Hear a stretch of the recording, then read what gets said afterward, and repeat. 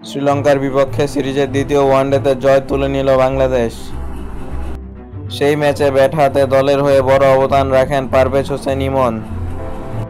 শেষ ওয়ানডের আগে জানালেন সিরিজ জয়ের বিষয়ে নিজেদের আত্মবিশ্বাসের কথা।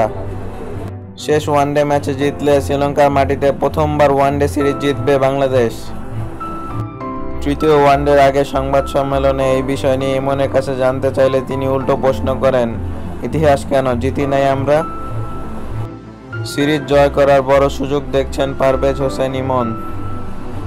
তিনি আরও বলেন, আমাদের সামনে বড় সুযোগ।